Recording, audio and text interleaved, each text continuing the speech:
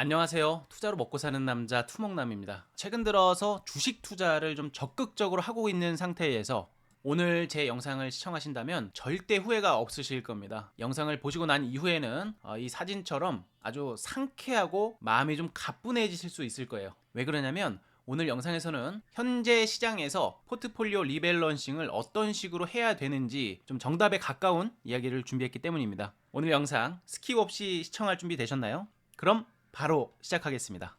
네, 여러분 반갑습니다. 요즘 주식 투자하시는 분들 굉장히 많이 만나고 있는데요. 그분들과 대화를 나눠보면서 좀 공통된 그런 고민거리가 어떤 것들이 있는지 대략적으로 좀 잡아봤습니다. 첫 번째로 이런 거예요. 최근에 주식시장이 워낙 좋다 보니까 주식 종목을 이 종목 저 종목 다 담는 거죠. 여기서는 이게 좋아 보이는데 저기서는 또 이게 좋아 보이는데 이런 호재가 있고 앞으로 이렇게 될 거래 라는 그런 카더라 정보들이 워낙 많기 때문에 주식이 종목이 막 10개, 20개가 막 넘어가면서 이제는 어떤 종목을 가져가야 될지 어떤 종목을 매도해야 될지도 좀 헷갈려 하는 그런 상황에 놓인 분들이 10명 중에 한 6, 7명 정도 되셨던 것 같아요. 자, 이런 고민이 있으신 분들도 오늘 영상 반드시 체크를 해보셔야 되고, 자, 두 번째로 매수한 시점이 고점인 것 같다, 이런 고민을 하시는 분들도 꽤 있더라고요. 왜냐하면 최근에 시장이 벌써 4월서부터 계속 올라왔잖아요. 그러다 보니까 차트만 보면은 이미 많이 올라간 자리에서 덜컥 매수하신 분들이 더러 계실 겁니다. 근데 모든 자산 시장이 좀 그렇잖아요. 이렇게 선형으로만 올라가면은 얼마나 좋겠습니까? 그러나 주식시장은 이렇게 선형으로만 갈 수가 없다라는 거, 과열이 됐으면 좀 식히면서 가줄 필요가 있잖아요. 그러다 보니까 여러분들이 진입한 시점서부터 뭔가 주가의 상승이 좀 브레이크가 걸리는 것 같고 막힌 것 같고 계좌에 파란 불빛이 켜져 있으니까 심리적으로 불안하기도 하죠. 사실 지금은요, 올라도 좀 불안하고 내려도 좀 불안한 그런 심리가 동반될 수가 있는 그런 시기라는 점에서 저는 절대 부정하지 않습니다. 사실 자연스러운 현상이기도 하고요.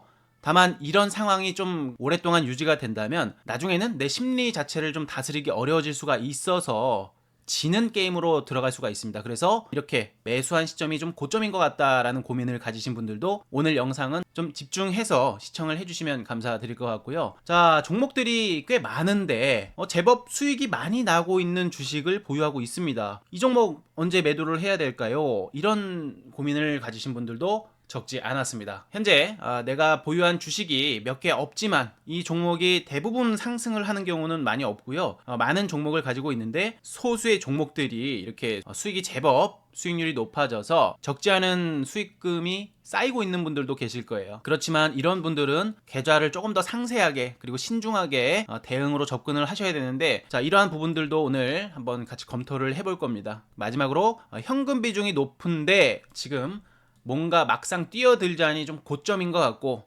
조정이 나와야 좀 살 수 있지 않을까, 이런 생각을 하시는 분들도 있을 거예요. 오늘 이 네 가지 고민들 한번 같이 해결해보는 시간을 가져보도록 하겠습니다. 물론 제가 드리는 얘기가 100% 정답은 아닐 수도 있어요. 그러나 저는 8년이라는 시간 동안 전업 투자를 했었고 실시간으로 시장과 부딪히는 접점이 엄청나게 많았을 겁니다. 그러면서 나름대로 많은 공부를 했고 연구를 해왔습니다. 그렇기 때문에 지금은 어느 정도 시간적 자유를 만들어둔 상태이고, 매매가 끝나면 이렇게 영상까지 만들어서 여러분들께 업로드 해드리면서 같이 공유할 수 있는 그런 시간까지 가져가고 있는데요. 자, 그러면 오늘 주식 투자 고민 4가지 바로 한번 시작해 볼게요. 첫 번째 고민이었죠. 최근에 주식 종목이 백화점이 되어버렸어요 라는 그 고민에 대한 부분부터 한번 시작을 해보겠습니다. 저는 그 부분에 대해서는 사실 너무나도 공감이 잘 됩니다. 저도 한때 주식 투자를 막 처음 시작했을 때는 공부를 한답시고 정말 여기저기 정보가 괜찮다는 매체가 있다면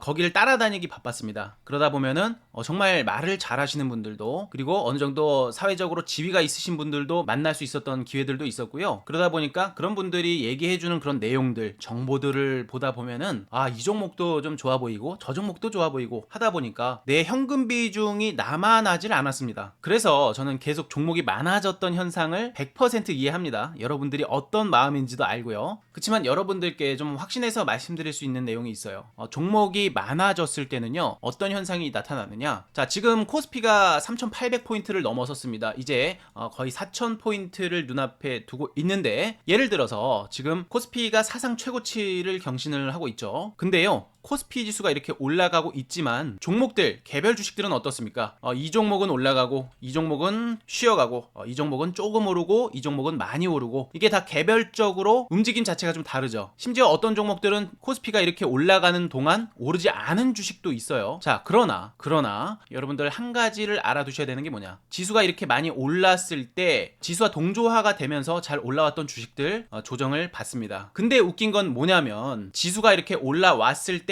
따라 올라오지 못했던 주식들, 뭐 예를 들어서 오랜 시간 동안 횡보했던 주식들 어떻게 됩니까? 지수가 조정받을 때 이 종목도 조정을 받습니다. 자, 무슨 말이냐, 내 포트폴리오, 내 계좌에 종목이 많이 있으면 증시가 흔들릴 때 내 계좌가 지금 예를 들어서 플러스 30%가 수익 중이 되어 있다라고 한다면, 종목이 많으신 분들은 이 30% 수익이 한순간에 마이너스로 바뀔 수가 있다는 얘기예요. 체감이 잘 안 되시는 분들도 계실 텐데요. 자, 제가 간단하게 차트를 보여드릴게요. 자, 지금 보시는 차트가 코스닥 지수예요. 코스닥 지수의 월봉 차트를 보고 계십니다. 월봉 차트.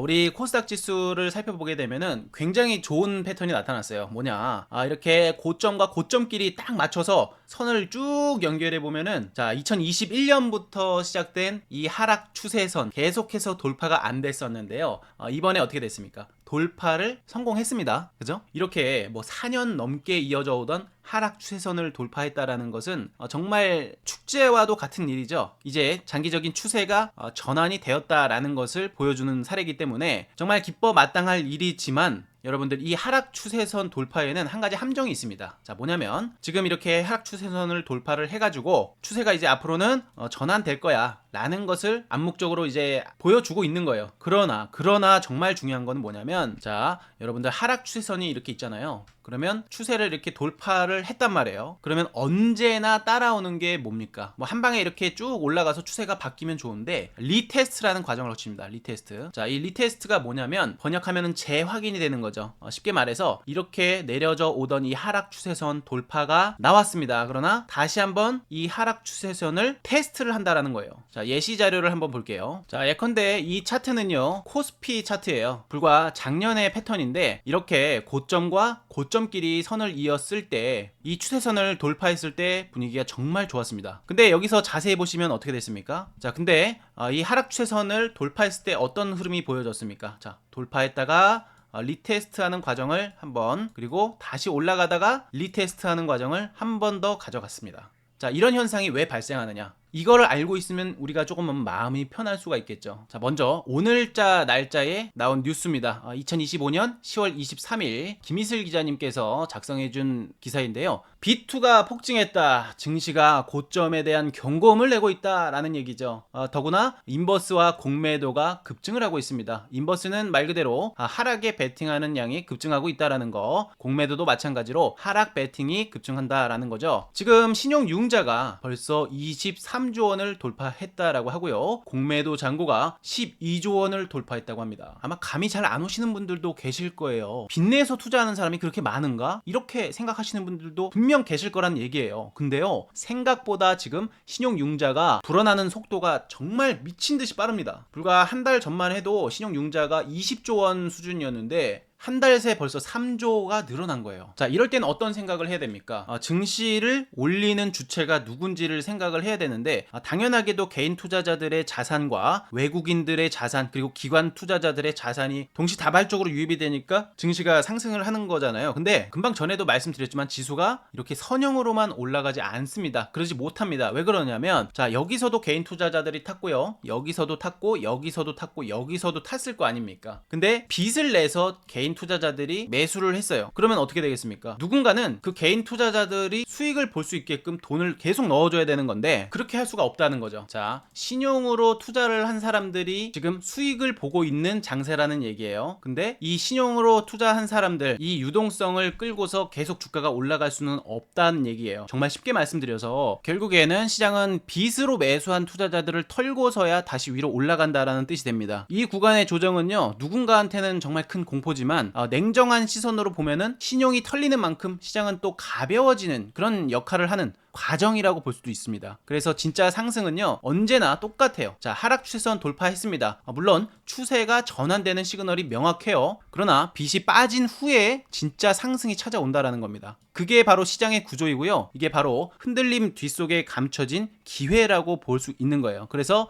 여러분들 당장 계좌의 포트폴리오가 너무나 난잡하고 백화점인 상황이다라는 분들, 그런 분들은 종목들을 이렇게 다양하게 보유하고 있을 거 아닙니까? 그러면 자, 수익이 나고 있는 종목들도 있을 거고 손실이 되고 있는 종목들도 분명 있을 거예요. 그러면 이 모든 포트폴리오를 하나의 종목으로 보는 겁니다. 예컨대 여기서 지금 수익이 20%가 나고 있고 수익금이 뭐 100만 원이라고 칩시다. 그리고 여기서 손실금이 지금 100만 원짜리가 하나가 있어요. 그러면은 여기서 100만 원을 수익을 확보하고 여기서 100만 원을 손절을 가져가는 거예요. 내가 잘 모르겠는 주식은 이런 식으로 정리를 할 수가 있는 거죠. 예컨대 뭐 테마 주식이라든지 혹은 카더라 통신 정보들 있잖아요. 그런 종목들, 내가 어떠한 목적도 없이, 내가 어떠한 기준도 없이 들어간 그런 종목들은 정리를 하는 것이 내가 마음 편한 투자를 할 수 있는 겁니다. 자, 첫 번째 고민은 이 정도로 말씀드렸으면 해결이 될 것 같습니다. 자, 두 번째 질문 뭐였습니까? 내가 매수한 시점이 고점인 것 같아요 하시는 분들 분명히 생길 수가 있는 그런 시기입니다.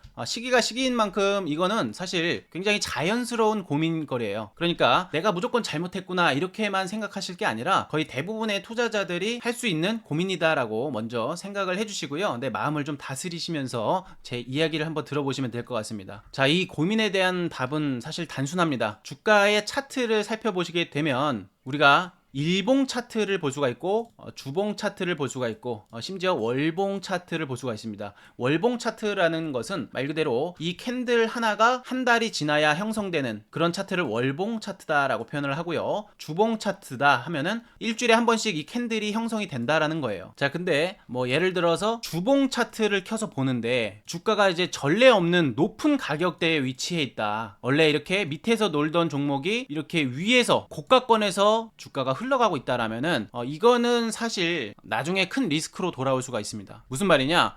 이렇게 단기적으로 급등을 만들면서 오랜 시간 상승을 했다라는 것은 그 종목의 어떤 모멘텀이나 펀더멘탈의 변화, 가치가 좋아져서 올라간 것은 사실입니다. 그러나 그 주가에는 어느 정도 그 가치가 반영이 되어 있어요. 따라서 앞으로 수년간의 그러한 실적을 미리 땡겨서 반영한 경우가 많습니다. 예를 들어 원전 같은 경우에는 아직 수주가 제대로 이루어지지 않았는데 내년, 내후년에 수주가 많이 터질 거다 하면은 주가가 이렇게 벌써 올라가 있죠. 반영이 되죠. 그런 식으로 주가라는 것은 먼저 반영을 하려는 경향이 강합니다. 그래서 내가 뭐 뉴스를 통해서 차트는 보지도 않고 앞으로 이렇게 좋아질 거래 해서 들어간 주식이라면 이런 종목들은 혹시라도 수익을 보고 있다거나 손실이 좀 적은 상태에서 내 계좌에 남아 있다면, 더구나 거기다 비중이 많이 들어가 있다면 비중을 좀 줄이거나 아니면 좀 잘라내는 것도 괜찮을 것 같습니다. 그러나 내가 진입하기 전에 어떠한 시나리오를 가지고 진입했다 라면은 그거는 본인만의 이제 기준이 되는 것이기 때문에 심리 싸움으로 가는 거예요. 분명히 흔들리거나 할 수는 있습니다. 그렇지만 내가 목적이 있고 내가 어느 구간을 이탈하면은 손절을 할 거야 라는 그런 기준이 있었다면 그냥 가져갈 수 있어요. 왜? 근거와 기준이 있으니까. 그러나 아무것도 없어, 난 누군가의 얘기를 듣고서 매수했을 뿐이야 하시는 분들, 이런 분들은 사실 나중에 문제가 생겨도 대응 자체가 안 돼요. 그러면 나중에 마이너스가 되면 그때는 또 손절이 가능할 것 같죠? 안 그렇습니다. 아니야, 지금 손절하면 왠지 올라갈 것 같아,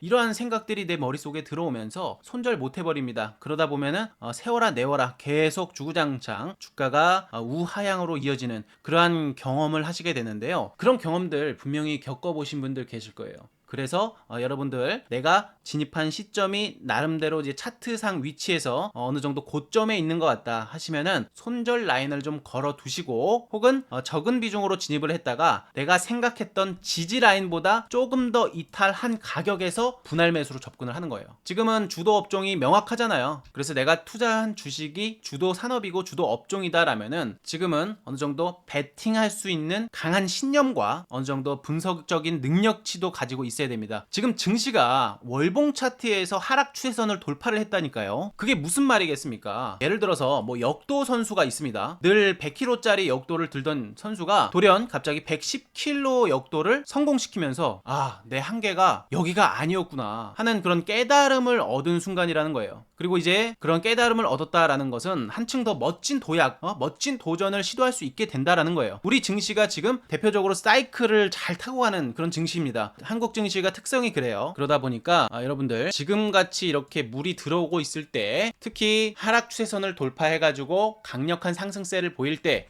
일시적으로 신용을 털어내는 그러한 단계가 올 수가 있으니, 이렇게 강한 흔들림이 나와도 버티기 위해서는 비중 조절을 잘해야 됩니다. 비중을 내가 예를 들어서 한 종목에 30% 들어갈 거를 뭐 10%만 담아둔다거나 비중을 좀 줄여놓고, 이렇게 흔들림이 나왔을 때 남들 다 지지라인이라고 생각하는 그런 지지라인 말고 이 지지라인을 이탈하면서 신용 물량이 털리는 시점에서 들어간다면, 내가 두 번째로 분할 매수했을 때는 평단가가 굉장히 좋아지죠. 평단가가 여기 있었다가 평단가를 확 낮춰버리니까, 평단가가 많이 내려가니까 조금만 올라가도 바로 수익으로 전환이 돼버리는 그러한 현상을 겪을 수 있을 겁니다. 그러니까 내가 고점에서 좀 진입한 것 같다, 비중을 좀 줄여 놓으세요. 그리고 신용 물량들 털릴 때 이럴 때는 매도가 매도를 부르기 때문에 투매 현상까지 나타납니다. 그래서 매수 받쳐줄 외국인도 없는 상황에서 갑작스러운 하락세가 강력하게 나타나기 때문에 이런 시장만 잘 이용하면 되는 거예요. 남들 개인 투자자들 막 공포에 던지고 있을 때, 그때 나는 그래, 기다리던 타이밍이 왔다, 땡큐 하면서 매수 버튼을 눌러버린다는 거죠. 자, 두 번째,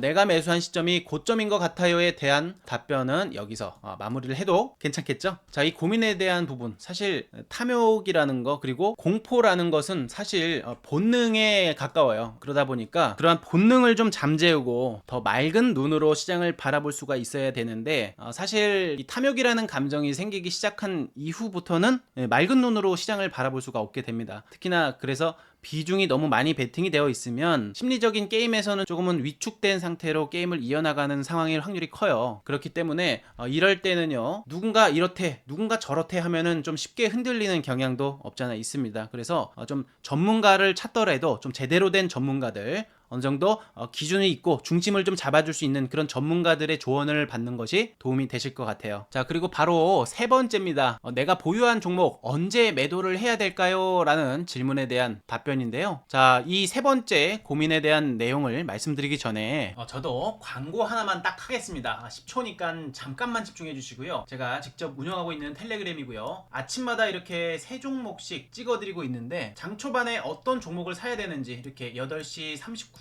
8시 45분에 오늘 어떤 주식 추천드렸는지 보시게 되면은, 자, 10월 23일 맞습니다. 보시게 되면은 첫 번째 종목으로 LS 일렉트릭 제가 말씀을 드렸습니다. 이 종목 차트도 좋고 지금 올라갈 가능성이 높아 보여서 아침에 장 전에 8시 39분에 이렇게 추천드렸고 400여 분이 지금 제 코멘트를 확인하신 거죠. 이 종목 어떻게 됐습니까? 오늘 빵 퍼센트에서 시작했지만 강력한 상승 흐름 연출되면서 16%까지 급등을 해줬습니다. 첫 번째 종목 치고는 굉장히 양호한 수익 확보할 수 있었고요. 이 종목은 최근에 이렇게 수렴을 돌파해준 상황 속에서 하락 추세선 돌파 후 리테스트까지 마무리가 된 주식이었습니다. 그래서 준비가 됐던 주식이었다 해서 아침에 추천을 드렸고요. 두 번째 주식이 뭐였습니까? 이수화학이라는 주식을 추천드렸습니다. 자, 어제 상한가는 아니었지만 26.89%라는 강력한 상승으로 마감을 했는데, 제가 오늘 주시를 해본 이유가 뭐냐면, 자, 이 캔들을 보세요. 상한가 캔들은 아니지만 양봉의 몸통이 꽉 차서 마감을 했단 말이에요. 양봉 몸통이. 자, 이렇게 양봉 몸통이 꽉 차서 마감이 됐다는 거, 매수 힘이 너무 좋다 라는 뜻이에요. 예를 들어 윗꼬리가 좀 있는 그런 캔들은 매도세도 당연히 중첩된 건데, 몸통이 완벽하게 꽉 차 있다라는 거, 이런 캔들 보시면은 여러분 나중에 반드시 좀 체크를 해보시면 굉장히 좋은 공부가 될 것 같아요. 그래서 이수화학 오늘 어떻게 됐습니까? 상한가에 안착했습니다. 따라오신 분들 축하드립니다. 그리고 세 번째 종목은 TLB라는 주식 추천드렸어요. TLB 뭐 사실 반등 나오기 전부터 제가 계속해서 말씀드리고 있는 주식이죠. 자, 이 주식 어떻게 됐습니까? 오늘 마이너스 거의 2% 가까운 출발이었는데 장중에 9.92%까지 상승을 해주면서 양호하게 마감을 해줬습니다. 축하드리고 말씀드리고요. 해당 텔레그램방 입장하시는 방법은 간단합니다. 핸드폰으로 문자 보내주시면 되는데 010-9805-2669번으로 매집이라고 두 글자만 작성해서 보내주시면 투먹남이가 텔레그램방 입장 링크 직접 보내드릴 겁니다. 메시지로 입장 링크 보내드릴 거니까 이렇게 매집이라고 두 글자만 적어서 보내주시면 됩니다. 자, 그리고 이어서 현금을 좀 들고 있는데 지금 그러면 어떤 종목들을 매수하는 게 좋을까요? 이 부분에 대한 고민인데요. 사실 저는 이 분야의 전문가입니다. 지금 어떤 주식을 사야 되고 달리는 말에 타야 되는 타이밍인지 아니면 눌림목을 기다려야 되는지, 그리고 어떤 종목을 짧게 치고 나와야 되는지, 어떤 종목을 좀 길게 푸근하게 가져갈 수 있는지, 그런 추세적인 부분까지 모두 다 설명을 드릴 수가 있습니다. 그러나 오늘 영상은 다소 시간적으로 좀 길어지다 보니까 제가 다음 영상 2부에서 이 종목들에 대해서 전격 해부해서 여러분들께 분석 내용까지 모두 말씀드릴까 합니다. 그러니까 여러분들 어떻게 해야 되겠어요? 구독과 좋아요는 당연히 기본이고요. 댓글에다가 투먹남이를 좀 응원해주는 그런 메시지 남겨주셔야 되겠죠. 제가 그래야 2부에서 어떤 종목을 어떤 식으로 사야 되는지 더 디테일하게 자세하게 쉽게 알려드릴 수 있지 않겠습니까? 여러분들 오늘 영상 다소 짧지 않은 영상이었지만 여러분들의 소중한 시간을 투자해 주셔가지고 저 투먹남이도 있는 겁니다. 오늘 영상 시청 감사드리고요. 저는 내일 영상에서 인사드리도록 하겠습니다. 감사합니다.